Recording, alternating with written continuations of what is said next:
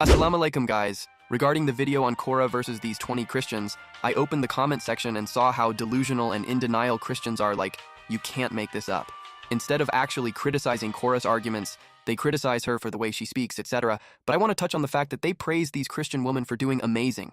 Let's see the amazing they're talking about. The way that I'm going about this is I'm saying, if you are claiming that the Bible contains eyewitness testimony, how can you claim that the Bible contains eyewitness testimony if you can't prove that it was written by eyewitnesses? Then I'll ask, where does the testimony come from? To which she responded, she said, okay, we have Paul attesting to 500 eyewitnesses, not to the crucifixion, but rather the resurrection. But that's not 500 testimonies. If I come to you, and let's try and be a little bit consistent, right? If I come to you in the 7th century and I say that I saw the Prophet Muhammad, peace and blessings be upon him, split the moon and 500 people were with me, is that one source or is that 501 sources? Okay, well, let's forget about the eyewitnesses' testimony. Wait, hold on. So to speak to your point, these people that said, the eyewitnesses that stated that Jesus Christ testified that Jesus Christ was in fact crucified on the cross, people could have refuted that at that given time. People did not refute that. They actually acknowledged that and said this, it did in fact happen. My question's not being answered though. I would like to engage. Yeah, I would like to engage. In order for me to engage, I want to know the evidence for your claim, because you made the claim that he rejects it in the metaphorical sense. And you made the claim that Jesus is a Muslim. I feel like...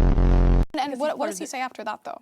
Verse what? Verse. So you're quoting John 10. Yeah, you're John 5:18.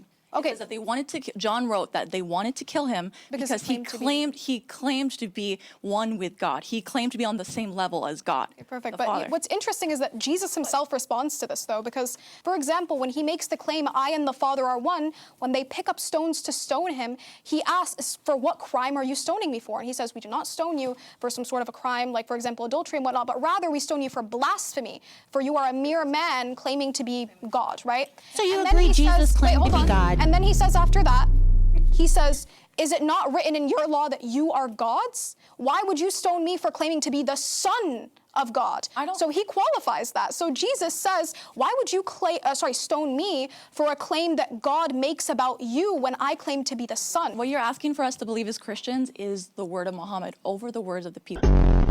What I'm noticing about you is that you interrupt us when you feel like you have to defend yourself, right? And so what I ask is that this be a good debate where we all let each other talk, okay? In Jesus' mighty name, can we do that?